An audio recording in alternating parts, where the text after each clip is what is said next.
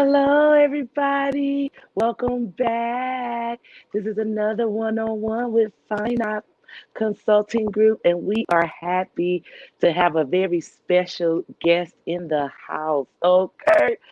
Why did I bring him? Well, because he is a panelist on this week's town hall. So please, you guys, before you do anything else, like and share this show. Um, Please set your calendars, your clocks, your alarms to like and share the show on Saturday. We will be live once again on Facebook and YouTube Saturday from 10 a.m. to 12 p.m. Central Standard Time. This time, we're going to focus on the impact of our dollar on the U.S. economy. And that's our theme for this week. And I thought, what better way to go ahead and introduce the subject with someone that is very familiar with not just how the U.S. dollar works, but the impact of our dollar. This is my friend, y'all. Now, listen, I have to come out of protocol because in my mind, I felt like I don't know if I had lipstick on my teeth, but pray for me if it keep coming. In my mind, I thought that Willard was my best friend, y'all. Set in second grade, third grade, fourth grade. I didn't really play with girls because I don't know, girls was funny time to me. Pray for me. Girls still funny time. Pray for me. But I always had like I gravitated to male friends, and Willard was just my friend. So when I saw him again on Facebook, we immediately linked up again. It's like time has stood still. I think for both of us, okay, because I think we still look like we did in third grade, Willard. But I want to welcome my friend, a very special guest, and again, one of our panelists for Saturday's town hall, the CFO at Boeing. He works in Washington, child, so he's not here local. So we got a little representation in St. Louis on the West Coast. I want to introduce him and let him introduce himself, tell us a little bit about himself. But I'm going to turn the mic over to my friend, Will Station. Hey, good afternoon, good evening. Not sure where everyone's calling in. Thanks, Melva, for the warm introduction. As you mentioned, we do go back to second grade. So let's see, my current role and responsibilities. I'm the Vice President, CFO for commercial derivatives here at the Boeing Company. That includes the Air Force One, which I think everyone's familiar with, the President's airplane. P8, that's a Navy plane that we make, and then it's the tanker, the 767 KC-46. It's the aerial refueling plane. So if you ever seen any videos of a airplane passing gas to another airplane, it's typically the KC-46 that's doing that. I've been in this role for about 2 years, been with Boeing for about 15 years, been in finance for I'm gonna age myself over 20 plus years. When I came out of college, I started out at AGL, where there's a bond trader, spent some time working on Wall Street, spent some time in the banking industry with Bank of America. I've been sort of all over. So know pretty much everything finance, and happy to be here and happy to engage in this conversation. I'm happy to have you. Such expertise. And we talked about this earlier, just having someone in finance that looked like us. How common is that for you working in finance to see other African Americans in finance or even economics? Could you repeat? I didn't get the last part of that, Melva. Could you repeat it? Yeah, no, I was just saying, how often do you see us, people of color, not just African Americans, but let's just say people of color in the finance industry and even in Yeah, economics, no. just in your, yeah. Yeah. With a lot of somewhat technical expertise, technical type fields, you don't see a lot of people of color, unfortunately. So you think about finance, or if you think about some of the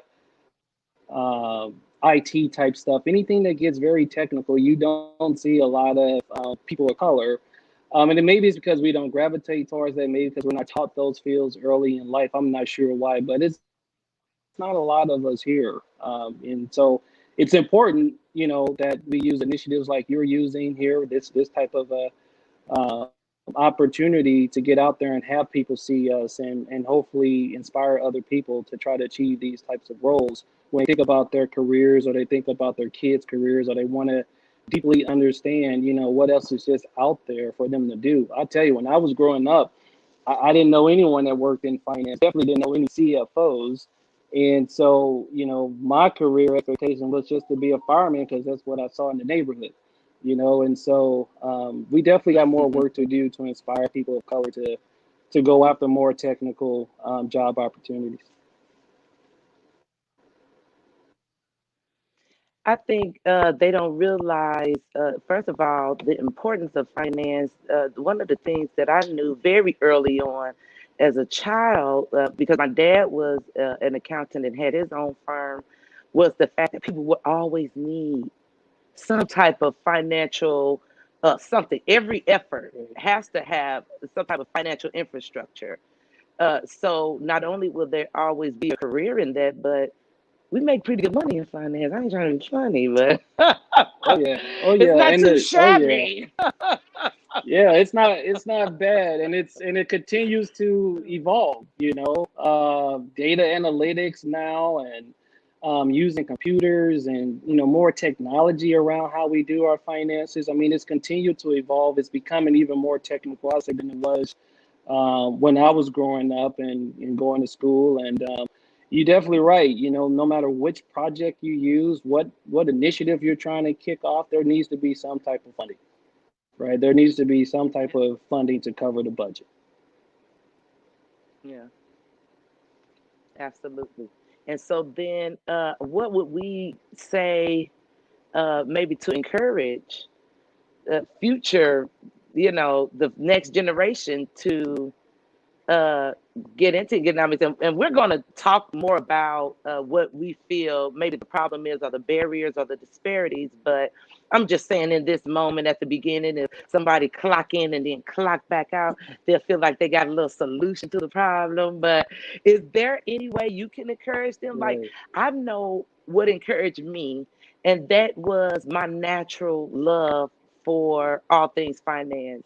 I tried to change up my master's. Like, I was like, okay, my bachelor's is in accounting, but I'm kind of tired of in my mind, I thought I was tired of finance, so I wanted to get into acting. I wanted to get into maybe master's in theology or something else. But then when my advisor was telling me the classes that I would need to take, I was not interested in those classes.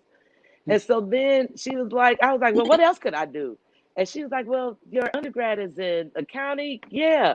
So she starts naming finance classes. I'm like, ooh, I would love to learn that. Ooh, international finance. Ooh, mergers and acquisitions. Ooh, capital budgeting. And yes. She's like, sweetheart, Yeah. you are into finance. Let's just go ahead and so for me, I Right. think it was in me. But what about someone who don't even know it's an option?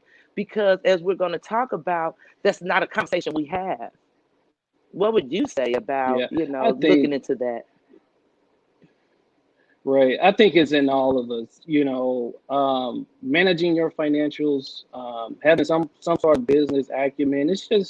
It's a requirement just to manage the average day household, right? You have to be able Yeah. to manage a budget. You have to understand the cash that's coming in. You have to understand the cash that's coming out. You have to figure out how to create reserves for the unknowns. That's what I deal with on a daily basis in my job. It's just at a Mm, higher level, more is at stake. The dollars are in the billions, right? So it's more dollars. It's mm, just something that's in all of us. Is something we all have to be savvy about. I think you touched on the issue. The issue is just people aren't aware. When you're growing, at least when I was mm-hmm, coming up in school, and I was thinking, like I said, about occupations, or when I thought about the people that I interacted with, no one was really deep into finance. No one was really deep into the technical fields. And so it was just, I didn't have the awareness of it. And so as we think about our youth and our kids, and as they grow up, are we placing limitations on them? Are we having them thinking that's just one or two paths for their success? There's multiple paths for their success. So, Mm, as a parent, I have a 12-year-old and I have a 7-year-old. I'm always trying to encourage them both, right, to learn about everything, right? Don't limit yourself. Don't say, hey, I'm a mm-hmm. B and my son thinks he's going to be an NBA. That's great, but you need to learn something else too, right? And just encourage them to learn about things, reach out to people, explore. That's how people are going to get more involved. That's how our community is going to get more involved. We just cannot limit ourselves or limit our youth to only thinking in, one way or this way, or they only could be this or that. We got to encourage them to try it all out. And so for me, this is just something I love. I'm similar to you, Melvin. Maybe that's why we got along so well in grade school.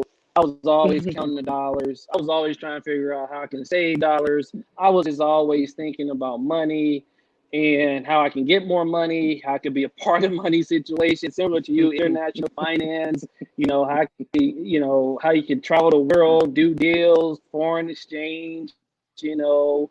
I thought about all those things and I wanted to be a part of all those things. And I saw movies, Wall Street, etc., and that just lit a spark, and I continue to follow my passion. So if this is something that folks can relate to, great. If it's another passion that they have, that's good.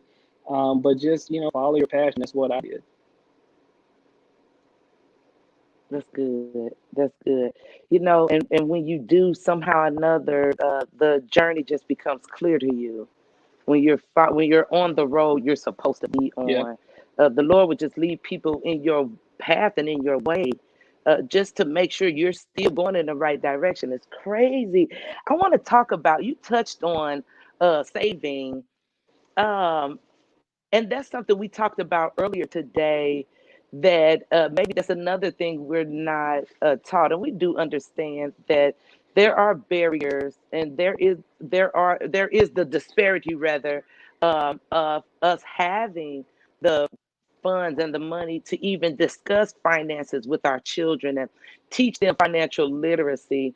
right. But if you're transparent enough, share a little of your background with us, so that they'll know that you don't have to start off, in this house to end up here, but also what we talked about too a little bit with the disparity between how we as Americans look at our money, and how we Yeah. tend to take care of our money. So go ahead, the floor is yours. Yeah, yeah, definitely. My background definitely humbling beginnings. I don't know if most of these people are from St. Louis or they're all across the world, whatever. But I grew up in the city of St. Louis. I was born to teenage parents. I spent a considerable amount of my time being raised by my grandmother. That's how I met Melville. My grandmother lived in U City, and being with her allowed me to um, sort of escape the neighborhood that I grew up in, the Academy Courts in St. Louis.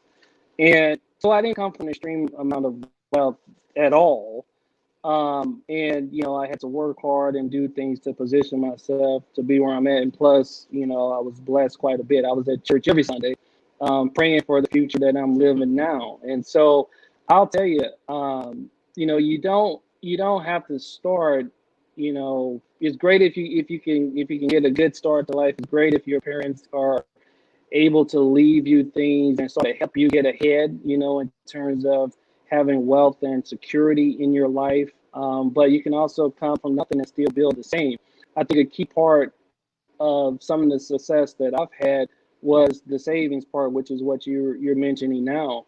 I'm 45 years old and I've only owned one new car in my entire life, and it shocks people. They're like, "You've only had one new car?" Like, yeah, I only bought a new car once, and that was when I was 40. All my other cars were used. But I've had six homes, and I got two now, right? And so you got to put your money in assets that grow. Rims do not Yeah. grow. You can buy the 20-inch rims, but they don't grow, No. right? They're not going to cost, no one's going to pay you more. They're not going to appreciate. You got to put your money in assets that appreciate and that allows you to build as you grow. And so for me, a big thing, I'm teaching this to my kids, you save 40% of what you bring in the house, right? And that seems kind of like wow to some people. How do you get to 40%? But what I tell people, when you start your job or any job, right? Most jobs have a 401k, they have a savings plan. You can start small and say, okay, I'll start and put 5% of my income or my salary into the savings plan. Typically each year there's a raise cycle. You get 2-3% to keep up with the cost of living, etc. What I did was, as I got that increase each year, I would take half of that and put that into my 401k. And then as you look back Mm. over time, that 40% isn't as daunting, because over time you took 5% and you've just added to it year over year over year, and you're building up a higher percentage. And guess what? You won't miss it because you Mm-hmm. never had it, right? You never had the Yeah. money anyways. And so savings is a huge part of what we, not only just with the African American culture, but just Americans, period. You look at any study, we're highly leveraged, high credit card debt, high debt, period. Savings is a big part of what we all need to do. It's definitely something that you want to teach your kids. Like I told you, my kids get gifts and presents, and a lot of times they get cash for people for holidays, birthdays. They already know dad's taking 40% and putting it in the bank, right? And you just got to instill that in your kids, because rainy days do occur. They do happen. Things happen that you Yeah. can't plan for, and it's those things that happen that you can't plan for that really causes issues for people, and stress and strain for people later on. That's good. That's good. I think that's one of the biggest things, not having that conversation. I was talking to someone earlier, and I think one of the things that bothered me the most, you talked about praying and for God's purpose for your future and your life. But I find it strange that as much as the Bible talks about sowing and reaping, and as much of the ministers are always telling us to put money in church, but why isn't the church teaching us financial literacy? Why isn't the teach giving us the means for generational wealth? Why isn't the church showing us how to accurately place the seeds, so that the stranger see, this is what the Bible told us to do.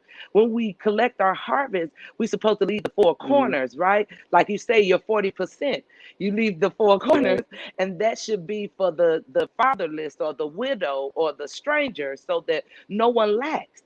But we go to right, church all the time, and the only people that seem to be taken care of by the church is the pastor's family.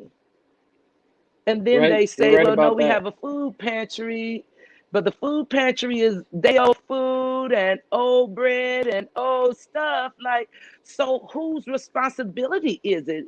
Why we putting all of our money? You talked about putting your money in places, in assets, things that will even appreciate over time, things that could become what I would say, that have a liquidity to it, something where in hard times, if I need this money, I could sell it and it makes money for me. A car that we want to buy cars and Louis Vuittons and and Fendi and boots and and flash money on Facebook. But then if we wanted to start working at 60, 65, we can't afford to live another 20 years, and we're trying to struggle on Social Security. Right, So I'm wondering right, where the breakdown is, with who is responsible for teaching us principles and concepts like budgeting and where to put your money, how to make your money right. grow for you, how to invest, where to invest, and how to interrupt the pattern, I would say, of generational poverty. Who is there really to tell us, stop, spending your money like that? Stop doing this, stop doing that, It's if everything else is being glorified. Like, what do we do, Willard? Yeah, that's a very loaded question. That's a very loaded It question. might just, I think Obviously, I was venting, but yes. yeah, it's like, I got some opinions on it, but that's a very loaded question. I think I think it's all of our responsibilities, right? I think folks who are calling into this meeting, they're calling in for a purpose, right? They want to understand more of what they can do or they're curious about the subject and they want to understand what's out there that they don't know about. So it's all of our responsibility to keep learning and to pass on what we know and to teach our kids and teach those who are around us. You brought up a lot of topics with the church and kind of the church and what the church does, and I can't argue with anything that you say there. I think you're 100% spot on in your assessment there. But you know, as a culture, as the Black culture, and as you think about all we have been through, some of it Mhm. is just the struggle of just being who we are. When you think about Yeah. what happened in Yep. Tulsa, right, when they had the Black Wall Street, did you realize that in St. Louis, most of Clayton was all black? Most of Clayton was owned by black folks. Yeah. And then those black folks were displaced Yeah. and their Post land Civil was War, taken. we had banks, Yeah, their hospitals. land, yeah, Yes. their Yes. yeah, in St. Yeah. Louis, Missouri, Yeah. one of the most coveted places to live is Clayton.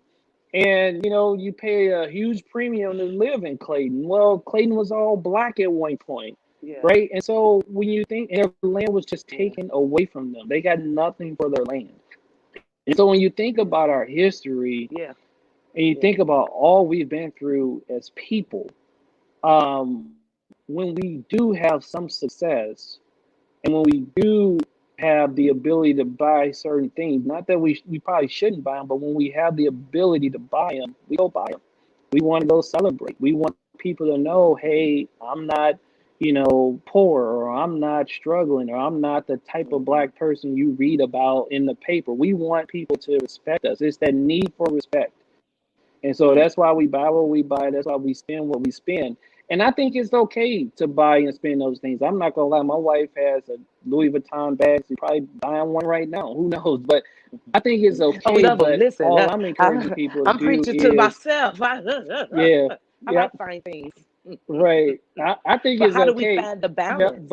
but all I'm encouraging people to Where's the do, balance? right, find balance. Find a balance. Make sure before you pay Louis Vuitton, you pay yourself first. Look at that savings Yeah. as you paying yourself. My company went through the ringer this year with COVID and just the impact on aerospace business. And I got to watch some Mhm. people around me really panic. And they're like, well, Will, why aren't you panicking? I was like, because I'm cool. They're like, you cool? Like, hey, I'm Yeah. appreciative of my job. I'm gonna work hard. I like keeping, my motto is I want to keep as many cars in the parking lot as we can. So I want to make sure we're making the right decisions every day that, helps Mhm. families and help the people who are part of our team, help people have job security. That's on me. We all own that. But, I've done things early in my life. I put money away early in my life. I made decisions early in my life to where if things really got bad for me, I'm okay. I can take care of my family. I can take care of my kids. And it's not Mhm. my title today. It's what I did when I was in my 20s. It's what I saved when I was in my 30s. Yeah. You build that over time. You Mhm. situate yourself to be successful and protected when things go bad. So always think about paying yourself first, which is what the saving piece of it is. And you can go buy the Mhm. Louis and the new cars and the rims, but pay Mhm. yourself first. Yeah, that's good. My mother always said that. Actually, my grandmother, but yes, them. That's good advice. So we always ask a question at the end that is kind of not related. So before we get to that question, I just want to make sure that we've covered everything. I felt like I had something else I wanted to ask you related to. Oh, this is what I wanted to say. Thank you. Compounding your money. One thing you can't get back is time. So, like you say, you started in your 20s. Mhm. I always say that, like, the time to start Right. saving is now. You can't get that time back. Even like you were saying, compounding that, what I would say, that interest or from your raises and that percent. Those are things that you want to start as early as possible because, again, one thing you cannot get back is time. Okay, our final question, Willard. Dun, dun, dun, dun. What book are you reading? What book would you recommend? Maybe a favorite book? Nice, Help us. nice, nice. As I mentioned earlier, in the aerospace business, and everyone knows, you've read about Boeing. Everyone knows how tough it has been. It has been tough. Last year was Yes. probably the one of the most challenging years of work that I've ever had. And a part of it was just Mm, reading the negative press about my company. A company that I spent 15 plus years with, a company that I feel privileged to work for, proud to work for. I remember one time I was on the plane and, passenger got on and he goes, "Is this a Boeing plane?" And the flight attendant said yes, and he hopped off the plane.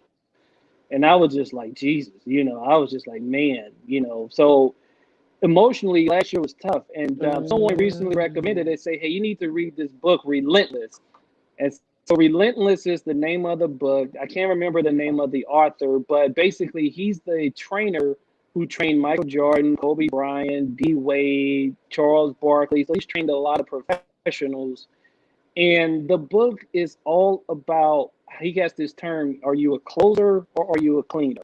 He wants you to be a mm, cleaner. And what that means is you're 100% dialed in the zone on the efforts that you are working. So you think about what you do every day. You bring 100% to it every day. You approach your job like Kobe Bryant approached the basketball court.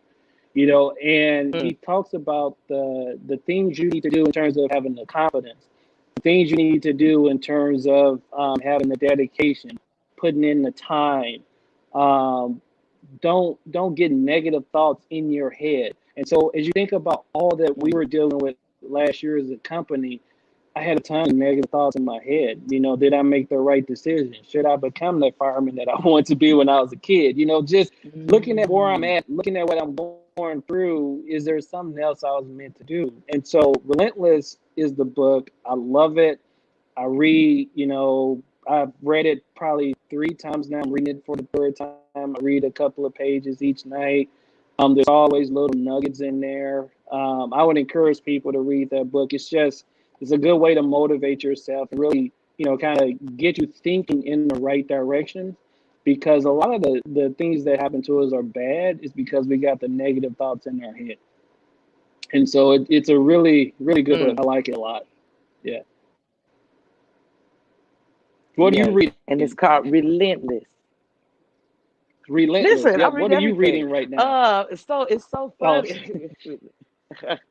I just finished The Alchemist. So that was one of my favorite. Have you ever read that? It's a pretty popular book. no. Uh, but it was really good. Right now, I'm reading a book on privatized banking. I know I'm only in like chapter 3, but Nice. I'm getting there. And then I was sent another book by my new financial planner that's coming in under the umbrella of FinOp. And it's actually a book that hasn't been printed. It's a guy's like the PDF. And there's still more about, banking on yourself and things like that. So honey, listen, hands are Right. full. I'm doing books in the Audible. I'm doing books, reading. I'm just trying to become, listen, up here. They say beauty fades, but Yep. dumb is forever. I need to be beautiful forever. I hear you. I So, hear you. yes, but I'm going to add that to my list, Relentless. And then we'll post that on the site with Yeah. the author so that those who listen in could check the book out too. Willard, it's been amazing talking to you. I can't wait to talk again Saturday. I feel like, You listen, too. more questions and more probing, but Right. I think it's going to be fun, simply fun. So, Yeah. just as last words, I guess, what would you say maybe to those who feel like we don't have those options available to us? How do we remain relentless and resilient by going after the things, you Right. know, after the things we want? How could you Yeah. encourage us in that? Yeah. I just tell you, and I'm not trying to make it over simple, but I just think I'm a simplistic thinker, right? I try not to make things too complicated, but as I think of where I started, I think of where I'm at now, and as I think about where I want to go, one thing that I tell people, I get a lot of young people that come to my office, and they want to say, Will, you came to Boeing and you became an executive in 5 years. How did you do that? And one thing I tell people, and I mean this, is don't tell yourself no, right? We are so quick to tell ourselves we Yeah. can't be me. I'm not going to be the one. Let everyone else tell you no. And trust me, a lot of people are going to tell you no. I had everyone telling me no in my life, but I never let their no become my no. Never let that happen, and keep going for what you want. You That's will good. get there. You will get what you want. I can guarantee. I'm a living testament of that. Everything that has happened, everything that I have, I prayed for it. I worked hard for it. I didn't stop when someone told me it couldn't happen. Never let their no be your no. I love it. That's the perfect place to end. Listen, Willa, it's been a Yep. pleasure. It's been a pleasure, always, my friend. You all join us Me too. Saturday. We'll be having the same kind of great conversation, 10 a.m. to 12 p.m. Central Standard Time. We'll be going live on Facebook and YouTube. Please go to my YouTube page, subscribe so you'll know every time we're on having a conversation. Other than that, Oh visit yeah. us at findoutconsultinggroup.com. Y'all know where to find me. Y'all already know. Thank you, Willard. We'll see y'all Saturday. All right. Thank you. Yeah. See you guys.